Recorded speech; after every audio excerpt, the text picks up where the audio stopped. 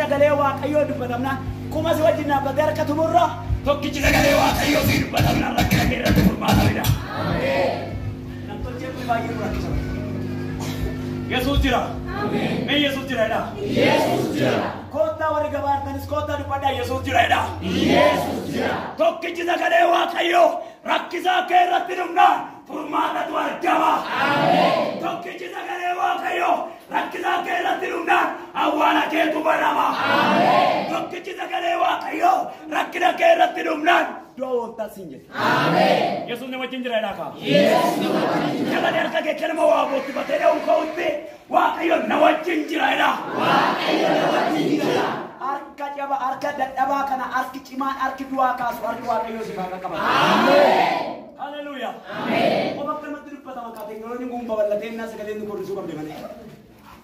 Kanaaf tokkichi sagalee waaqayyoo dubbatamnaan namichi sagalee waaqayyoo tamane dandeettii waaqayyoo tamane yeroo tokko namni maal gargaaruu dhabeettu dandeettii waaqayyoo dandeettii isaa godha. Beekumsa isaa beekumsa waaqayyoo godha. Beekumsi waaqayyoo garuu beekumsa namaa irra hin caala. Ameen. Dandeettii waaqayyoo garuu dandeettii keenya irra hin caala. Ameen. Injala Yesus. Amen. Hallelujah. Amen. Bokka samila da biro bakko to mukirtino devne sagale na banko ke safe so to am gudin gara fotin debiyo. Amen. Yesus go par. Amen. Hammo le tika mame kana ke sa wa kayo sanyi kana mara ki facha sa jiru ka. Amen. Amma se to le tika mame jiru kana ke sa wa kayo sagale kana nama furmata fidu bacha jira. Amen. Nama furmata dhabbatu jira askesa. Amen. Nama galata dhabbatu jira askesa. Amen. Nama goda tiramanne nama furmata dhabbatu nama galata dhabbatu mati galata dhabbatu wa kayo sagale fidera. Amen. Hallelujah. Amen. Yesus gofta. Amen. Akale achuma dubbadu na onko ifaya. Amen. Amen. Na onko ifaya. Amen. Annana mana. Amen. Ati dandesa. Amen. Ani fudadera. Amen. Ati dandara. Amen. Akunduma gochu dandesa. Amen. Amen. Achuma goftani amanti guddaa mana kana burbangu qabaatu saatina dinqisi. Ajiyari ba. Wanna magara mori ek guddaa taskesi jira. Maali beto kana hogganu ana holjira ani sa malan god isaan nan bitama warri nani ergummo na jalattu warri bitaman jiru isaan isimmo ana fin ergama kana ergale bodde akkana chuusaati ukkumni kurede siifin bitama wanti nama bindandame siif dandama wote achi sagale tokkicha yoo dubbatte idaan koo mana hiikkataire amen injiru sabni kun asin jiru dhugaa waaqayyo amen achi sagale tokkicha dubbannaani idaan mana koo rakkinni mana koo awwaalli mana koo imbanama amen sifa banamu maqaa yesuusin amen nama kana awwaalli kee banamu maqaa yesuusin amen nama kana idaan morma kee raajitu maqaa yesuusin amen dubbanni naa onko fayyaan amen siuma sanatti yesuus kiristoos amantii guddaa namicha kana keessatti argee akkane eessa eenyu biratti illee Israa'el keessatti illee amantii ammana ga'u in argine amantii kasi kam nanti Pente na rawal dake sa mumata. Pente wal dake sa mumata kamate ile. Dukan sini je. Pente wal dake sa mumata nan ibsa sadame bak.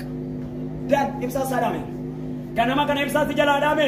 Waaqayyo singar gara sinjala ibsa ke kapsisi. Amen. Waaqayyo singar gara sinjala iba ke kapsisi. Amen. Ana abamo ichar ka ke si baganu maka Yesusi. Amen. Ye tala fama.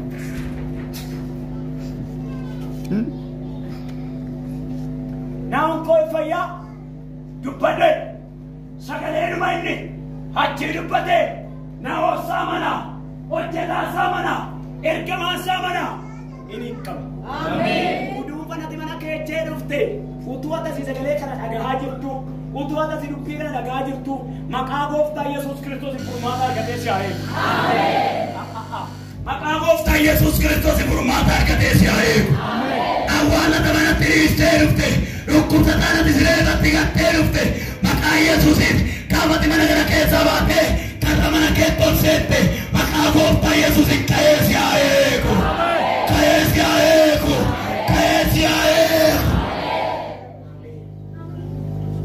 uga waeshi biata abdi kutate abdi konjuru karana kabade namni nagatera Waaqayyo sakkana manatti ta'e kan jettu maqaa gooftaa Yesuus Kiristoos awwaalli kee siif haa banamu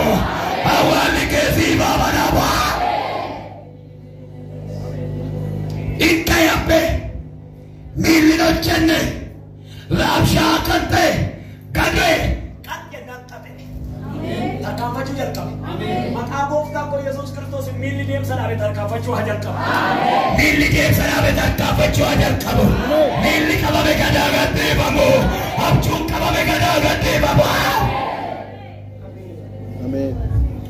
Lama yoo markoon nu gargaara amantiidhaan gara Waaqayyootti yoo dhiyaanne yoo markoon amantiidhaan gara Waaqayyootti yoo dhiyaanne nagaa keessanii akkam bultan yoo markoon lammaffaa mee warra sinjiree qabaasaa tokko lama sadii koottaa kaa'eedhaan sagalee Waaqa dubbatamaa amantiidhaan gara Waaqayyootti yoo dhiyaanne Wangeela Maarqos boqonnaa 5 lakkoofsa 25 hanga 34 dubbisa. Wangeela Maarqos boqonnaa 5 lakkoofsa 25 hanga 34. Gooftaan Yesuus Kiristoos keessatti du'a akkaataa sadii kaaseera. Akkaataa meeqan? Akkaataa sadii tokko qabee lama waamee sadii tuqee. Kanaaf dandeettii Waaqayyoo gootee teechee yeroo biratti fitin yeroo Waaqayyoo keessin jedhetti kaata yeroo Waaqayyoo deebiin jedhetti deemta isisu kanatti kan dhiibamta yeroo Waaqayyoo hin baataliin jedhetti immoo cabsitee baata. Maarqos boqonnaa 5 lakkoofsa 25 hanga 34. Hallelujah. Amma dabalaa kana wajjin dubbadha.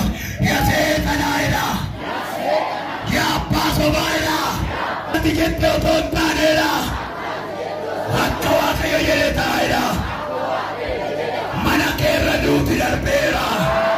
Mana keerra eeggamaan du'aa darbeera. Mana keerra eeggamaan jawwee darbeera. Maaltu nama meree gooftaa bira gombisa waaduma.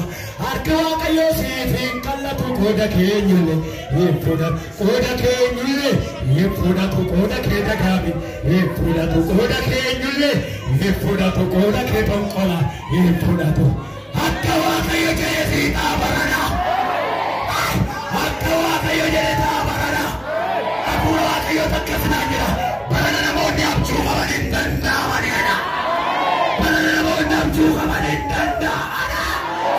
Merta ke zarrata anendanda boyata igi sisi anendanda boya hallelujah abidda mata ke rabusera abidda ka ke rabuse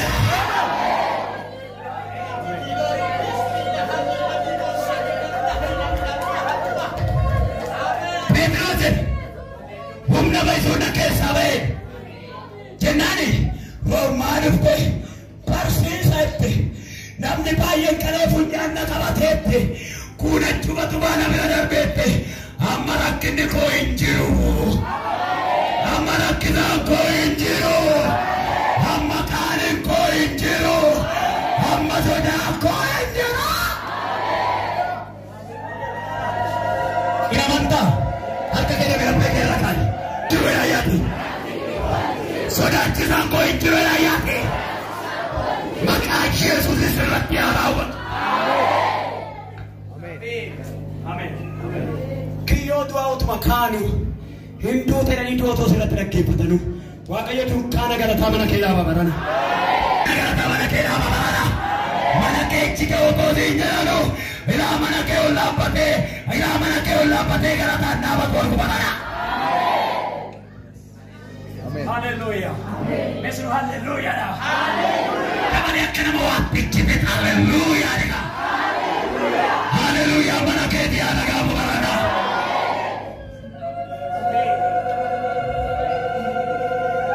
Hakkere dhaqee amantiin keessa barseera. Hallelujah. Inni sadaffaan yoo maal koone Waaqayyo nu gargaara. Kan keenya adda baasnee yoo beekne. Kan keenya maal yoo goote? Adda baasnee yoo beekne. Yesuus gooftaan. Kan kee adda baasnee beektaa?